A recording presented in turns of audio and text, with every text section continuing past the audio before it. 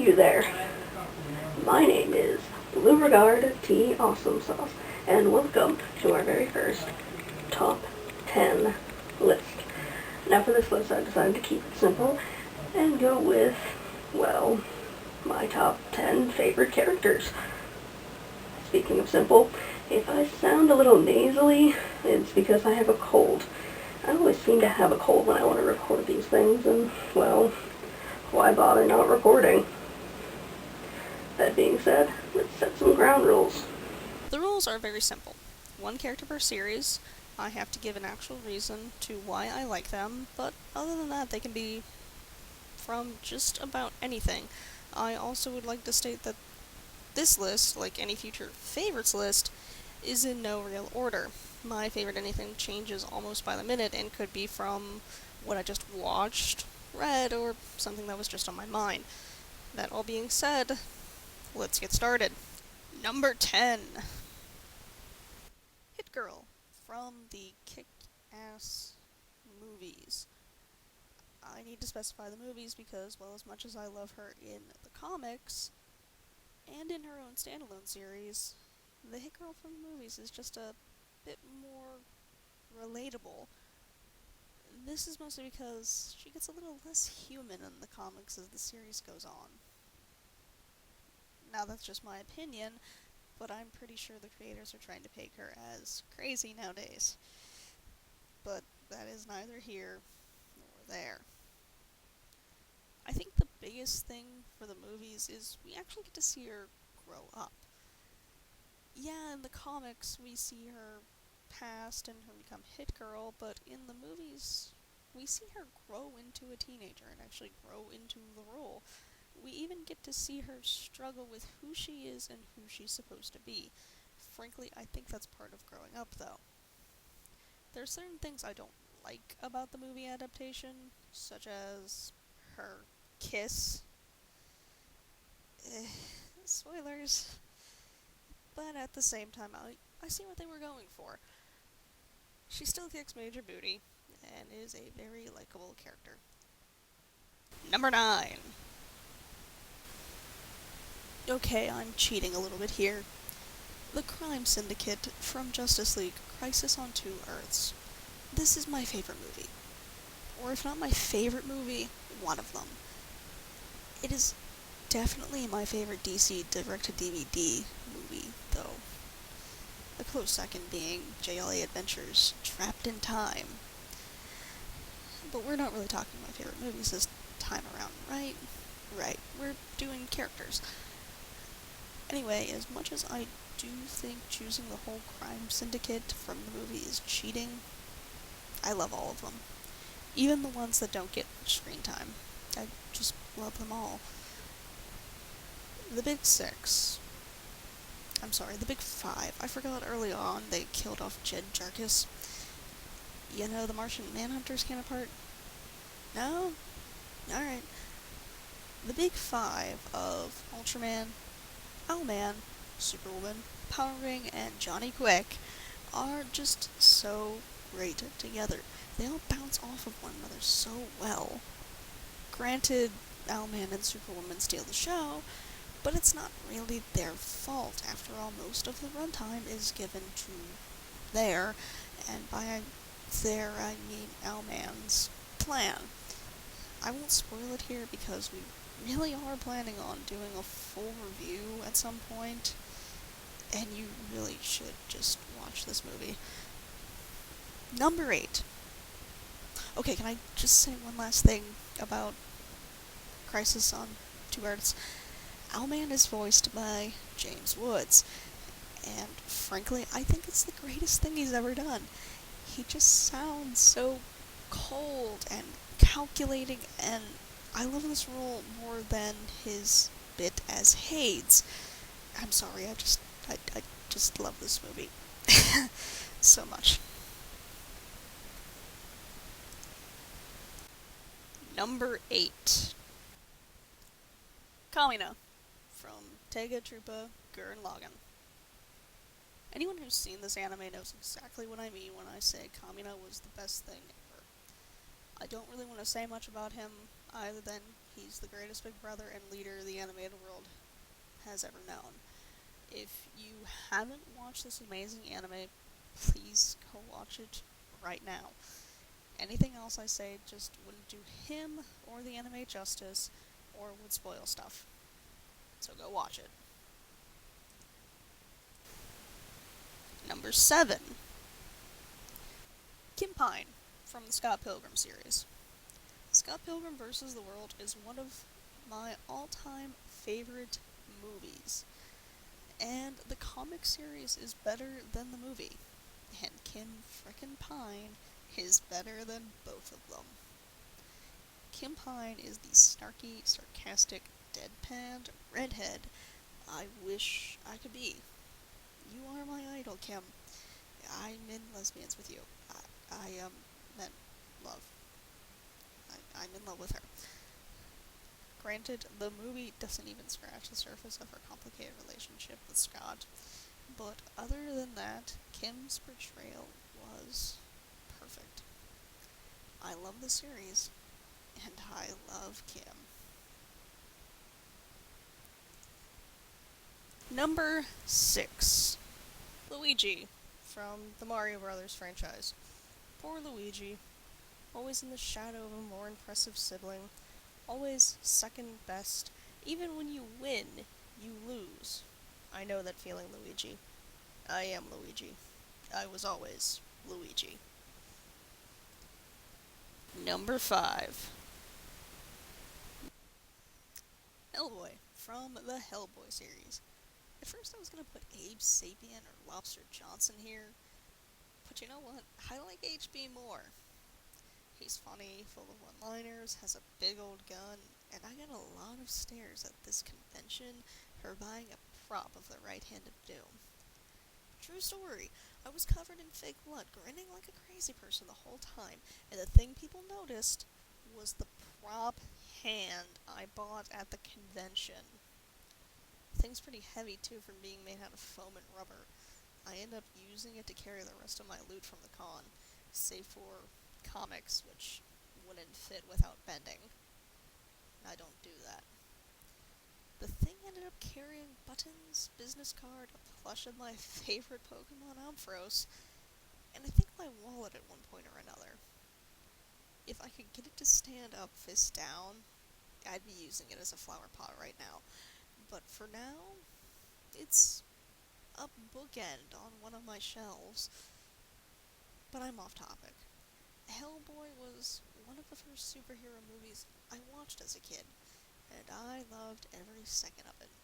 To this day, my mother knows I like Hellboy, and she actually bought me different versions of the movie, and wasn't at all surprised to see the hand sitting on my bookshelf.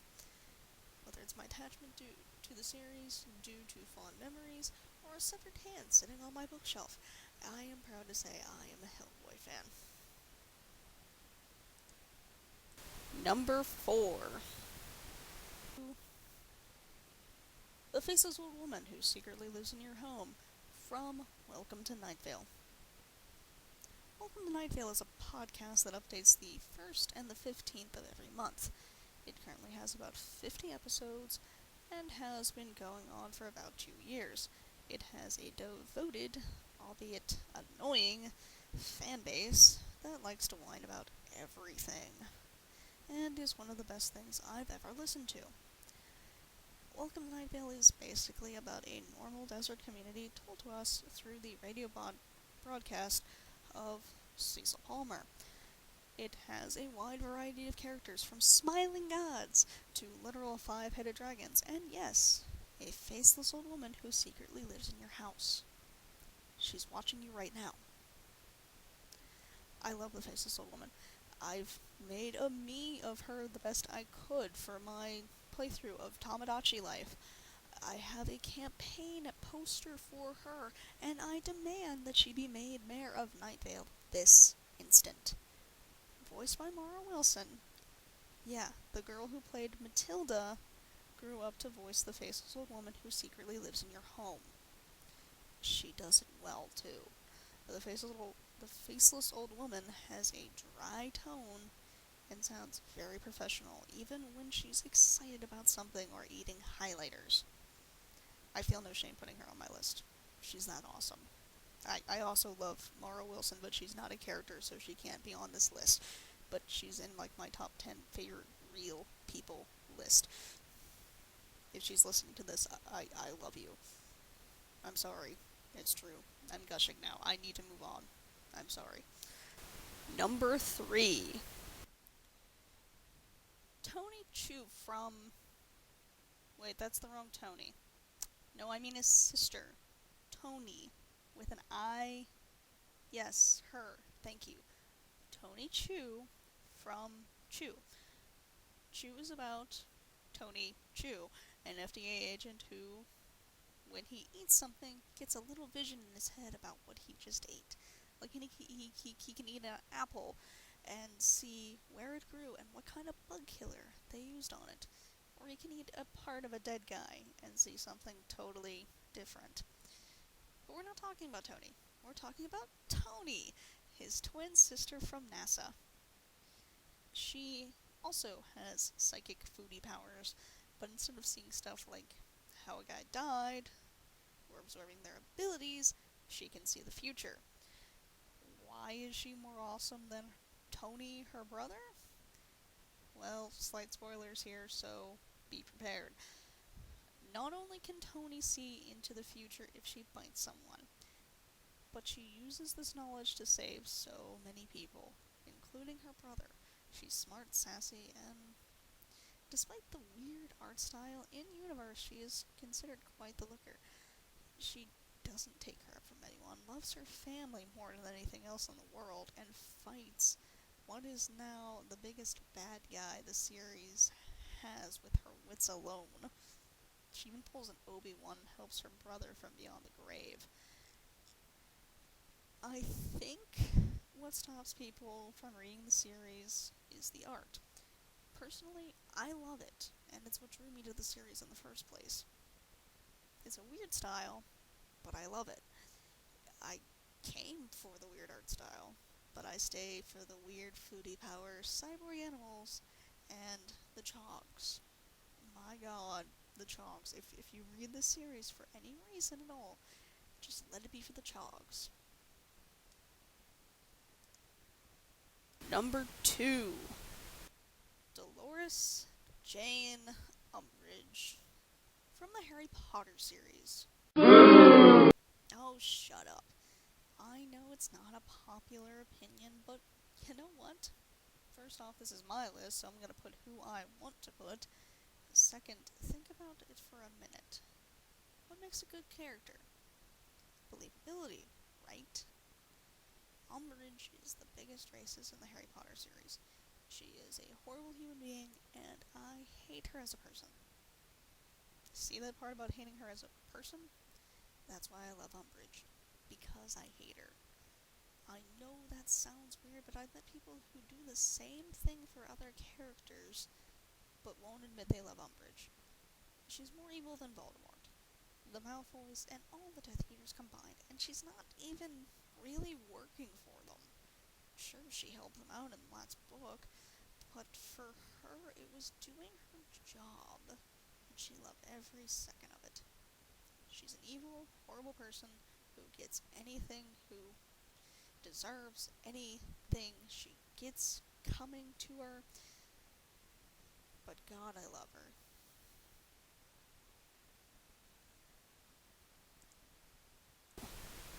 Number 1. We all saw this coming. Okay, anyone who knows me saw this coming. Anyone who's watched, like, our 3 episodes knows this was coming. The Flash. From The Flash.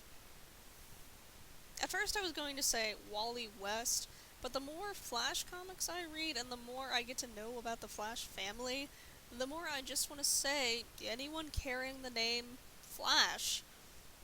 The Flash has got to be one of the most, if not the most, relatable and likable superhero there is. Whether it's the first Flash, Jay Garrick, the second, Barry Allen, the Third Wally West, or even Bart Allen. For the most part, these guys are super nice and super noble. They just want to help their city and the world, really. Sure, in some stories they can be a jerk, but I blame that on bad writing. Same with them being dark. Frankly, I'll take a goofy, happy hero over a dark, brooding one any day. Batman sucks. He's overhyped, overused. he's a Mary Sue, for God's sake. Human characters that die can't come, and then come back anyway. Oh, this is a plan. Hail Mary Sue. I mean, he's more overpowered than Superman anymore.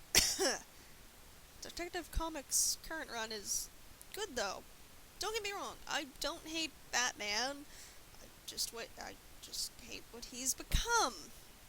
And what he represents. I mean, cough. Did I mention I'm sick? Whoops. So that was my top 10 favorite characters list, but I'd love to hear yours, Red, or even the interns. I mean, I don't know why anyone would want to see the interns, but sure, she can post one too. Now, I know not everyone's going to agree with my list, but it's my opinion, so I'm entitled to it and you're entitled to yours. So, that being said, let's see those lists, or post your favorites in the description. This has been Blue Regard Tea Awesome Sauce, signing off. I've got some reading to do.